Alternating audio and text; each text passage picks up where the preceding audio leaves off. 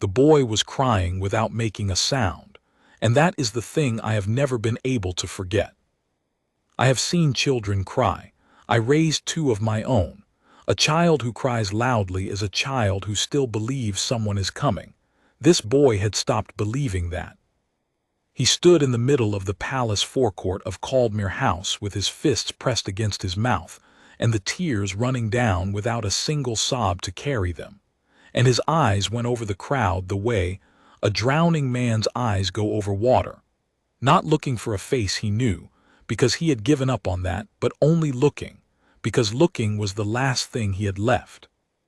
I was 40 feet away with a paper cup of bad coffee going cold in my hand, and I will tell you honestly that my first instinct was the coward's instinct. Not my problem. Somebody's with him.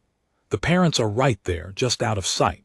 I am a bridge engineer, retired 3 years, and I had come to the capital to see the cathedral and the old waterworks, not to manage a stranger's emergency on a Tuesday morning.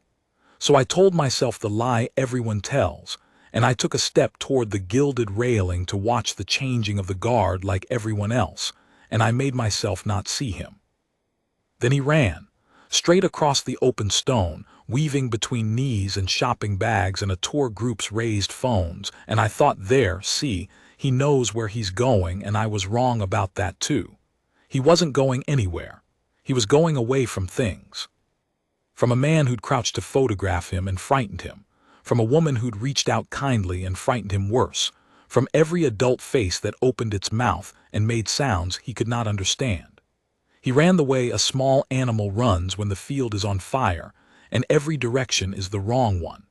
And the direction he chose, by pure blind accident, was the one place in that whole forecourt where a tall man in a red tunic stood absolutely still.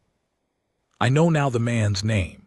Then he was just the guard, bearskin like a black column, white gloves at his sides, rifle held vertical against his shoulder, eyes fixed forward on the middle distance the way they teach them, seeing everything and acknowledging nothing. The most unmoving object in a moving crowd. And the boy, who could not read a single word of our language, could read that. A still thing. A thing that was not lunging at him or shouting at him or pointing a black lens at his face. He went to the guard the way you'd go to a lamppost in a flood, not because it can help you, but because it isn't trying to drag you under.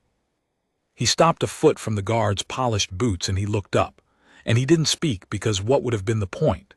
He just looked up and lifted both arms a few inches from his sides with the palms open. The oldest sentence there is, the one that comes before any language, the one a baby makes before it has a single word. I am small and I am lost and I do not know what is happening. Pick me up. Help me. Somebody. The guard did not move. Of course he did not move. That is the entire job. He is a piece of the architecture. The whole point of him is that the world can throw itself against him, and he does not so much as blink. 3 feet to his left, a placard on a brass post said, in 4 languages, that the guards are on ceremonial duty and must not be touched or impeded. People had been photographing him for an hour.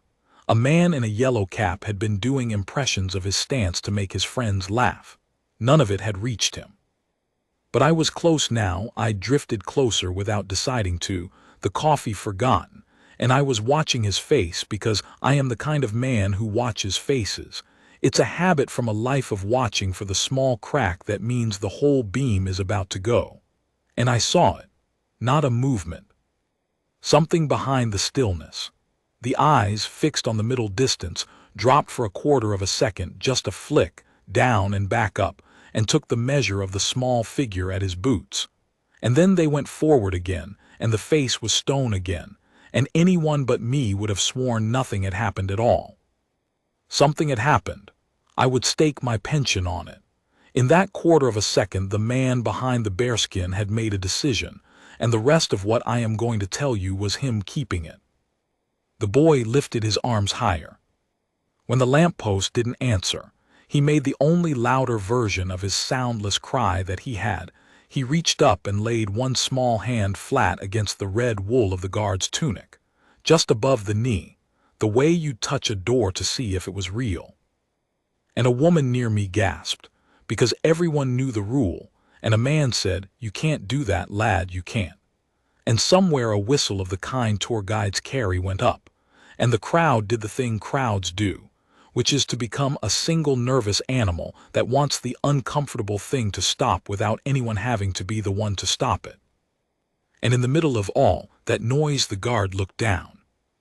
Not the flick this time. He lowered his chin, slowly, deliberately, the bearskin tilting forward like the prow of a ship coming about, and he looked the boy full in the face. And I swear the forecourt went quiet around that one small act, 50 strangers all feeling the same thing at once, that a statue had just turned its head. The boy froze. He had wanted the still thing to notice him, and now it had, and like all of us he discovered that being noticed is its own kind of terror. His hand came off the wool. His chin began to crumple. He was, I realized, about to bolt again, back into the crowd, into the worst possible thing, which was a small lost child running loose across an open square crossed by traffic at both ends and 1,000 legs to lose him among. I started forward. I had no plan. I am a 61-year-old man whose knees announce the weather, and I had some vague notion of putting myself between the boy and the open gate, of being a slower obstacle than a child. But I was too far and too slow, and I knew it even as I moved, and my stomach dropped the way it does when you watch a thing begin to fail, and you are not close enough to put your hand on it. The guard moved first. He did not break his post. I want to be precise about this, because what he did was the most disciplined thing I have ever watched a human being do. He did not step off his station. He did not put down his rifle and scoop the boy up and make a scene that the placard forbade and the cameras wanted. He did something smaller and 100 times harder. With his eyes still down on the boy's, slowly, so slowly that it could not be read as a lunge, he brought the heel of his free hand, the white glove, to his own chest, and he pressed it flat there, over the heart, and he held it. It was not a gesture from any drill book. It was a gesture from before language. It said, "I see you. I am here, steady." And the boy, who could not have understood one word any of us shouted, understood that. He stopped crumpling. His chin came back up. And he copied it, a small white-knuckled fist pressed flat against his own narrow chest. And he held it too, staring up at the giant in red, the two of them for one impossible second mirror images, the tallest and the smallest people in the square, saying the only word they had in common, which was a heartbeat held still under a flat hand. I stopped where I was, because I understood, the way you understand a thing all at once, that this man was not going to let that child come to harm, and that he was going to do it without breaking a single rule he'd sworn to keep, and that I was about to watch something I would be telling people about for the rest of my life. What I did not yet understand was how he meant to do it. A man who could not leave his post, who could not speak the boy's language, who could not so much as say a word out loud, with a frightened child at his boots and a crowd closing in, and not one soul there who knew where the boy belonged. I was about to find out. The crowd, you have to understand, was the real danger now, not any one person in it, but the press of it, the swarm thinking of 40 strangers who all wanted to help, and none of whom could agree how. A woman in a teal coat was already crouching, holding out a wrapped sweet and saying, "Darling, darling, where's your mummy?" in a voice pitched for a frightened cat, and the boy was shrinking from her hand. A man with a lanyard, some kind of square steward, was bulling through with his radio half raised, and the boy was shrinking from him too. 3 more phones had come up.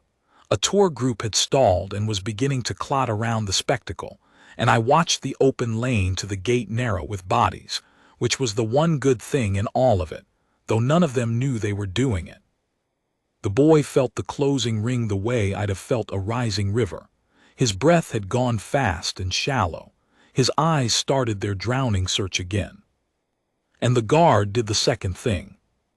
He turned his head, just his head, a slow quarter turn, the discipline of it making it somehow enormous, and he looked hard and level at the steward with the radio, held him with it. The man stopped mid-stride as if he'd walked into glass. Then the guard's eyes went deliberately to the woman in teal with her suite, and then to the nearest phone, and then back to the boy, and the message in that sequence was as plain as if he'd carved it in the air. Back, all of you. Give him room. I have spent my life around men who command other men, site foremen, the engineers who run the big jobs, and I have rarely seen authority land that clean and that fast without a word in it. The steward lowered his radio. The woman drew back her suite. The ring of bodies eased outward 6 inches, a foot, and the boy's breathing eased with it, and I thought, he's buying the child air. He can't pick him up, can't speak, can't move, so he's using the only thing he has, the weight of that stillness, to push the whole crowd back a step and make a small clear space on the cold stone for one small person to stand in and not be swallowed. Then his eyes found me. I don't flatter myself it was anything I'd done. I think it was the opposite of what everyone else was doing. I was the one man in that ring who had stopped advancing, who'd frozen 10 feet off and simply stood, hands open and low, not crouching, not cooing, not filming, just present. To a man trained to read a crowd for the one element that isn't part of the panic, I suppose I looked like the nearest thing to calm on offer. His eyes held mine for the length of a breath. And then he did something with them that I felt go straight down my spine like cold water. He looked at me, and then he looked, slowly and unmistakably, down at the boy, and then back at me, and then down at the boy again. You him, mind him. I have been handed responsibility many times in my life. Sign here.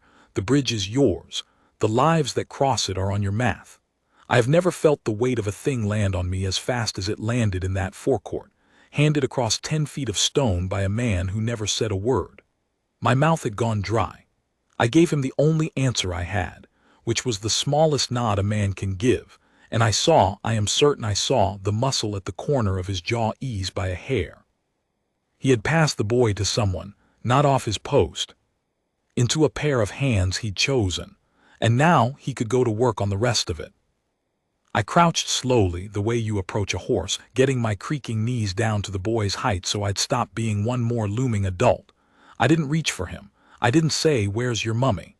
I just got low and small and still, the way the man in red was still, and I let the boy look at me as long as he wanted. He was maybe 6. Dark hair stuck to his forehead with crying. A little backpack shaped like a green dinosaur, both straps on, which told me a parent had dressed him with care that morning in some hotel and would by now be out of their mind. His shoes had lights in the heels that didn't blink because he was standing dead still, and around his neck, half tucked into his collar, was a lanyard. I saw it the same instant the guard did. I know he saw it because his eyes went to it and then to me and then to it again. There, look, the cord at his neck, and I understood I was being given the next instruction without a syllable. Gently. Don't grab. Let him show you.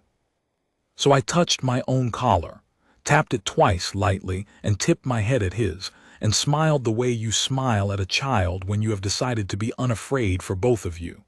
The boy's fist was still pressed to his chest. He looked down at the cord as if he'd forgotten it was there. And then, with the wariness of a creature deciding whether to trust, he hooked one finger under it and drew it out, and held it up, not handing it over, just showing me. The way the guard's flat hand had shown him, I see you. And it was a hotel keycard sleeve, the cardboard kind, with the name of a lodging printed on it in our alphabet. And beneath it, in pen, in a careful adult hand, a phone number. Relief went through that ring of strangers like a current. Somebody breathed, "Oh, thank God." The steward's radio came halfway up again. And the boy, feeling the surge of grown-up energy he couldn't parse, flinched and pulled the lanyard back to his chest, and the wariness slammed shut over his face again. And I cursed us all silently, because we'd nearly spooked him into running with the one thing that could save him. The guard fixed the crowd again with that level stare, and the ring went still. And in the stillness, I did the only thing I could think to do, which was to take the danger off the table myself. I made no move toward the card. I sat back on my heels, all the way down onto the cold stone in my good trousers, and I put my own hands flat on my knees where he could see them, empty, going nowhere. I was telling him what the guard had told him. I am not going to take anything from you. I am just going to be here. It worked because the man in red had already taught him what stillness meant. The boy watched me sit. He watched me do nothing. Slowly, his shoulders came down off his ears. He looked up at the guard, checking, I realized, checking with the still thing whether the new still thing was all right, and the guard, eyes forward, did the smallest thing yet. He blinked. A long, deliberate downward blink, the kind you give a nervous animal, the kind that says all is well, and then his eyes came back open and forward, and the boy, having received his permission from on high, let out the first sound he'd made since I'd seen him, a long, shuddering, wet breath that was almost the beginning of being a child again. And then the situation, which the guard had been holding together with nothing but his eyes and the iron of his own body, nearly came apart in a single second, because that was the moment the steward decided he'd been patient long enough, stepped in over my shoulder, and reached down to snatch the lanyard off the boy's neck. He meant well. I want to be fair to the man. He meant nothing but to read the card and call the number and end this faster than the slow, patient thing the guard and I were building. But the boy saw a stranger's hand drop toward his face and his whole small body coiled to bolt, and his weight came up onto the balls of his light-up shoes, and behind him was the open lane I'd been blessing, the gap to the gate and the road beyond, and I was crouched flat-footed and far too low to catch him. The guard caught him. Not with his hands. I need you to understand that, because the placard on the brass post and the law of the land and 40 phones all said he could not touch that boy, and he did not. What he did was this. As the boy's weight shifted to flee, the guard, in one single movement that was somehow both lightning and ceremony, brought his rifle down off his shoulder and laid it across, a controlled horizontal bar butt in his right hand, barrel cradled in his white-gloved left, held out at the boy's chest height like the rail of a fence. Not aimed. Never aimed. Pointed at nothing, at the open air, lying flat and harmless across the boy's path the way a father's arm comes across a child in a braking car. A wall, not a weapon. The most disciplined thing a man holding a rifle can do with it, which is to make of it a barrier and not a threat.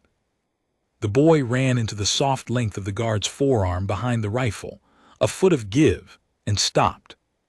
And the guard's head was already coming down, the bearskin tilting, his eyes finding the boy's, and he did the heartbeat thing again, couldn't lift the hand, both were full now. So he did it with his head, a slow tip of the chin down to his own breastbone and up, down and up, steady, steady, I have you. And the boy, caught against the warm bar of a man who would not let him run into the road, looked up into that face and chose, in the way children choose all at once, to stop being afraid of the giant and start being saved by him. He turned inside the cradle of the rifle and the arm, and pressed his face against the red wool of the guard's leg, and gripped 2 fistfuls of it, and shook. And the guard stood. Rifle held across, child clinging to his knee, eyes forward again over the crowd, the muscle in his jaw the only thing in him that moved, and on his face was a stillness so complete and so deliberately gentle that the woman in the teal coat put her hand over her mouth, and a man I never saw began, quietly, to cry. I came off my heels at last. I rounded on the steward not unkindly but fast, getting between him and the boy. "Don't," I said low. "Don't grab, you'll lose him, let me." And the steward, to his credit, saw it, saw the whole thing he'd nearly undone, and his face went slack with the understanding, and he stepped back and said, "Right, right. What do you need?" and became, from that second on, the most useful man in the square.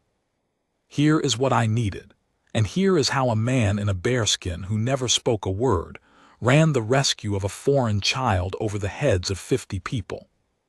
I knelt at the boy's level again, my shoulder almost against the guard's boot, near enough that the child could keep one fist in the red wool and still see me. I didn't reach for the lanyard. I held my own open palm out flat between us, low, and waited. And the guard, I felt rather than saw it, tipped his chin a 3rd time, down at the cord and up at the boy, telling him the same thing he'd told him about me. "This one is all right. Show him." And the boy, with his face still half buried in the wool, fished out the keycard sleeve again and laid it, himself, of his own will, into my open hand. I will remember the weight of that little card forever. Nothing has ever weighed less or meant more. "Caldmere Court Lodging," I read off it in a number, and I called it up to the steward, who was already dialing on his own phone, and to a young woman in the front of the tour group who had her phone out and said, fast and bright, "I've got it, I'm calling," and dialed faster than either of us. And as she dialed, I watched the guard do the fourth thing, the thing that told me what kind of man wore that uniform. He shifted his weight, a hand's breadth, no more, a thing no drill instructor could have faulted, and angled his whole body a few degrees, turning the broad red shield of himself between the boy and the cold wind coming off the open gate, and between the boy and the worst of the phones. He made himself a windbreak and a wall and a roof, all without a step, all while holding his rifle level across a child's chest as a fence, and never once as a threat, all while his eyes stayed forward and gave the placard and the cameras and the watching world the perfect motionless guardsman they had paid their respect to see. Underneath the statue, a man was sheltering a child. Above it, the ceremony went on unbroken. I have never in my life seen two things held so perfectly at once. "It's ringing," the young woman said. "It's ringing. Hello. Hello, do you speak? Yes, yes, I'm at the palace, the forecourt Caldmere House. There's a little boy here. He's safe, he's quite safe. He had your lodging card," and she pressed the phone harder to her ear and her face changed. And she looked up at me with shining eyes and said, "She's running. The mother. She's 3 minutes away and she's running." 3 minutes. I looked down at the boy.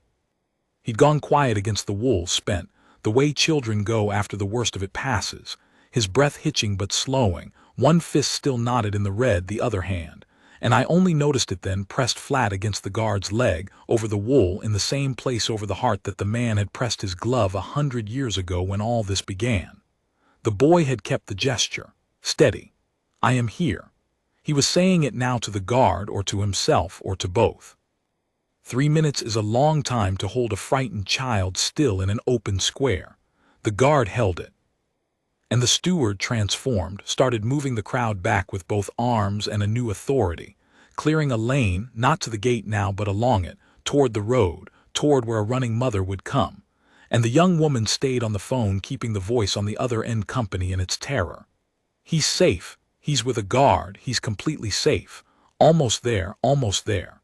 And I stayed at the boy's level, being the still empty-handed thing he'd decided to trust, and over all of us, holding it together with the weight of his discipline, stood the man in red, who could have ended his own discomfort at any second by simply stepping off his post and handing the problem to someone with a radio, and who instead chose to do the harder thing, which was to keep every promise he had ever made at once. And then from the edge of the square, over the heads of the crowd and the noise of the city and the click of the cameras, a single voice tore the morning open, a name, shouted in a language not one of us understood, in the particular pitch a mother's voice reaches only twice in her life, and the boy's head came up off the red wool like a hound's. He knew that voice the way only a small child knows the one voice.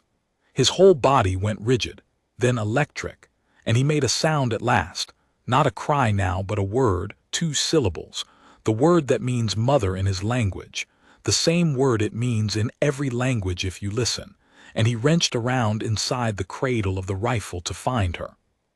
She came through the crowd like water through a broken dam. A young woman, dark hair flying, one shoe half off, a phone still clutched useless in her hand, her face a thing I cannot describe and will not try to, the face of someone who in the last 20 minutes had walked through the door of the worst thing that can happen to a person and was now, impossibly, being let back out of it. The crowd opened for her the way crowds do for that. The steward's cleared lane delivered her straight to us, and she saw the boy. And here is the moment I will carry to my grave. The guard lifted the rifle. He raised it up in a way, smooth, unhurried, ceremonial, the same controlled arc he'd brought it down with, and took the fence away from the boy's path, and brought the weapon back to vertical against his shoulder, white glove resetting on the small of the butt, eyes forward, the perfect motionless guardsman once more, the statue restored. He opened the gate of his own arm. He gave the boy back to the world. And the timing of it was so exact, so deliberate, that I understood he had been waiting, holding the child safe behind the bar of that rifle for the full 3 minutes precisely, so that he could be the one to choose the instant it was safe to let him go, and so that the instant would be this one, the mother 3 steps away and closing, no road, no crowd, no danger left between them but the last few feet of stone. The boy ran the last few feet. The mother went down on her knees on the cold cobbles without any care for them at all and caught him out of the air and folded over him, and the sound she made when she had him, I won't describe it. There are sounds that aren't for describing. The whole forecourt heard it. The man who'd been quietly crying stopped pretending he wasn't. The woman in the teal coat was openly weeping into her wrapped suite. The young woman with the phone sat down flat on the stone beside me as if her legs had simply quit, laughing and crying at once. Even the steward had his back turned and his hand over his face, and his shoulders gave him away.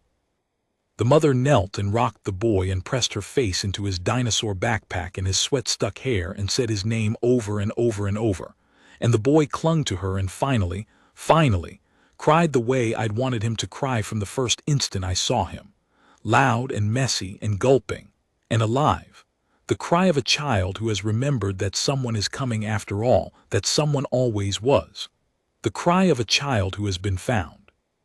And the guard stood over the 2 of them, eyes forward, and did not move. It would have been so easy for him then to look down, to take the human reward of it.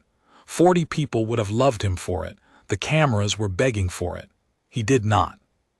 He had done his work, and his work was done, and his post was his post, and he gave the reunited mother and child the only gift he had left to give, which was to become, again completely, a piece of the architecture, to take his enormous attention off of them, and let them have their moment unwatched by the one man who'd earned the right to watch it. He looked at the middle distance over their heads as if there were no child at his feet at all, as if the last 20 minutes had happened to someone else, and the discipline of that, the deliberate, generous withdrawal of himself, undid me more than anything else in the whole morning. I had to look at the cobbles for a moment myself. The mother understood what he'd done. Mothers understand these things. When she could stand, when she had her son up on her hip with his legs locked around her and his face in her neck and would, you sensed, not be putting him down again for some hours, she turned to the guard. And she didn't touch him. Someone in the crowd must have told her, or she simply knew, the way the boy had known, that this was a still thing not to be grabbed at. She stood in front of him with her child on her hip, and she put her own hand flat over her own heart, over her son's small back where her arm crossed it, and she held it there, and she bowed her head. She'd seen it. From wherever she'd been frozen on the phone, from the edge of the crowd as she ran, she had seen the gesture pass between the giant and her boy, the flat hand over the heart, the only word they'd shared, and she gave it back to him now. The whole of her gratitude poured into the only sentence the 4 of us in that little circle had ever truly had in common. And the guard broke his post. I almost missed it, it was so small. His eyes came down off the middle distance, slow, deliberate, the bearskin tilting its grave prow forward one last time, and he looked at the mother, and he looked at the boy asleep-eyed and spent on her hip, and then his white-gloved hand came up off the small of his rifle and pressed flat once against the red wool over his own heart. The same word, returned, I see you. He is safe. Go. It lasted perhaps 2 seconds. Then the glove came down, and the eyes went forward, and the statue was a statue again, and you could have stood in that square for the next hour and sworn the man had never so much as glanced at a living soul. The mother turned and carried her son away through the crowd, which parted for her again, and then, as she passed, did a thing I have never seen a crowd do. It began quietly without any one person starting it to applaud. Not for her. Past her. The applause turned and rolled back across the forecourt toward the man in red, 50 pairs of hands, and then more. The tour group and the steward and the man who'd been crying and the young woman climbing back to her feet.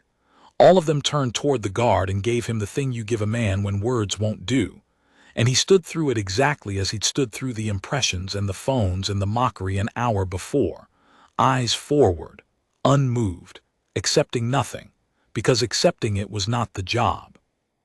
The job was to stand, so he stood.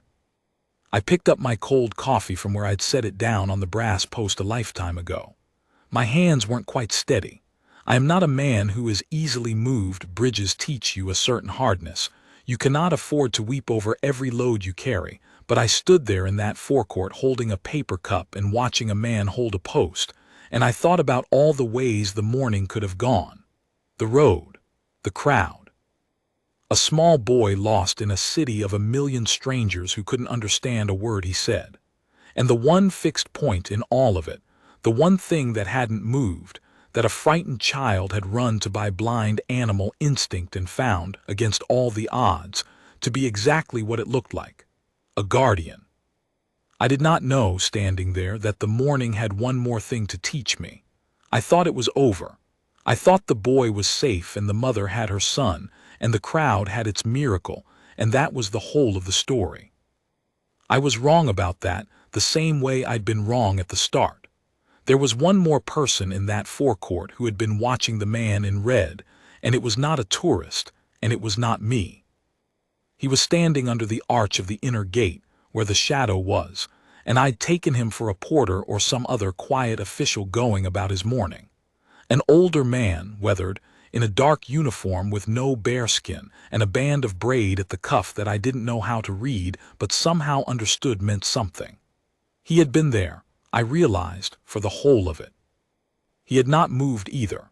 He had watched the boy run and the rifle come down and the chin tip and the glove press flat over the heart, and he had let it happen.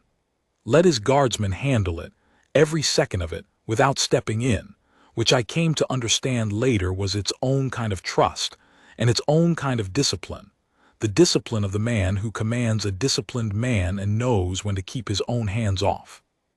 Now he came out of the shadow of the arch and crossed the forecourt, and the crowd, sensing rank the way crowds do, made room. He walked the length of the stone to the guard's post and stopped square in front of him, and the young guardsman's eyes, I was close enough to see, flickered, the first uncertainty I'd seen in him all morning, because a man does not break his post and lay his ceremonial rifle across a child without wondering, somewhere underneath the doing of it, whether he will answer for it later. Rules are rules. The placard was the placard. He had bent it badly, in front of 50 cameras, and now here was the man who could make him answer. The officer looked up at him. He was a head shorter and 3 decades older, and he carried more weight in his stillness than the bearskin gave the younger man in his. "You did not leave your post," the officer said. He said it quietly, but the morning had gone quiet enough around us that I heard every word, and so did the front of the crowd, and so did the phones. "You did not put down your weapon, and you did not raise it. You did not let a child run into the road, and you did not touch him. You held your post, and you saved a boy with nothing but the way you stood." He paused. "I have served 41 years. I have read every line of the standing orders more times than I can count. There is not a line in any of them that tells a man how to do what you just did." He let that sit. "There is no line because no line can teach it. It comes from underneath the orders, from the thing the orders are for." The young guard's eyes stayed forward. His jaw moved just once. "Stand easy a moment, Corporal," the officer said. And the guardsman, for the first time since the boy had first touched his knee, let the iron out of his shoulders by a fraction. Not a slump, never that, just a man permitted for a breath to be a man. The officer turned then deliberately and faced the crowd, and his voice came up so it would carry. "You came to watch a ceremony," he said. "What ceremonies are for, what all of this is for, the wool and the brass and the standing still in the cold while strangers laugh, is so that when something real walks into the square, there is a man who does not flinch. You saw what he is for this morning. Most days you would only have seen him stand." He looked back up at the young guard. Most days, standing is the whole of it. Today it was the beginning of it. He knew the difference. That is the entire art. He didn't call for applause. He didn't need to. The crowd had already given it. He simply nodded once to his guardsmen, a short and final and weighty nod, the kind that is worth more than any medal, because it comes from the one man whose opinion the receiver actually keeps. And then he turned and walked back toward the shadow of the arch. And I saw, as he passed me, that the weathered old face was not as stony as it had held itself, and that the discipline of the commander was costing him something too, and that he was glad to get back into the shadow before anyone could see exactly how much. The young guard returned to his post, fully. Eyes forward, rifle vertical, white gloves at his sides, the bearskin a black column again against the gray morning, the most unmoving object in a moving crowd. Within 10 minutes the tour group had drifted on, and new tourists had taken their place who had not seen any of it, who saw only a statue in red and lifted their phones and made their impressions of his stance. And he stood through that exactly as he had stood through everything, and not one of them would ever know. But I knew, and the steward knew, and shook my hand hard before he went, and said he'd be putting in a report that for once would be a pleasure to write. And the young woman with the phone knew. She found me at the railing, and we stood a while not saying much, the way you stand with a stranger you've just shared something enormous with, and then she went on to her cathedral and I to mine. And somewhere across the city a mother knew, holding her son too tightly in a taxi, and a small boy knew, falling asleep at last against her with one fist pressed flat to his own chest, keeping the only word the giant had taught him. I never learned the guard's name. I didn't try. It seemed right somehow that he stay what he'd been when the boy first ran to him, not a name, but a fixed point. The still thing in the moving world that a frightened child could run to and find against all reason to be exactly what it looked like. I think about him more than I expected to. I am home now, back among my drawings and my grandchildren and the bridge work I still consult on now and then, and the cathedral and the old waterworks have faded the way the things you traveled to see always fade. But the man in red has not. I find him in my mind on ordinary days. When one of my grandchildren is frightened and reaches up, I think of the flat glove pressed over the heart, and I crouch down and go still instead of loud. And it works, every time, the way it worked on the cold stone of that forecourt, because it turns out the oldest sentence there is needs no translation and never did. People ask me when I tell it what the bravest thing was. They expect me to say the rifle, the wall of it across the boy's path. It was brave, that a trained, instant, perfectly controlled thing, but it isn't my answer. The bravest thing was the stillness. It was a man standing in the cold with the power to end his own discomfort in a single step, choosing instead to hold, to keep every promise at once, the one to the crown and the one to the frightened, to be both the statue the day required and the guardian the boy needed, and to do it without a word in a language he didn't speak, with nothing but the way he stood. Anyone can move. Moving is easy. To hold the line and still find a way to be kind inside it, to be unbreakable and gentle in the same body at the same instant. That is the thing the orders cannot teach, because, as the old man said, it comes from underneath them. There was no shared word between them, that boy and that guard. Not one. There was only a steady hand, held flat over a heart and held until help could come. It was enough. It is always enough. I have built bridges all my life to carry people safely across, and I never once understood, until that gray morning in a foreign square, that the strongest span a man can build is the one he makes of his own stillness, and that the truest measure of a guardian is not how hard he can stand against the world, but how gently he can stand for someone in it.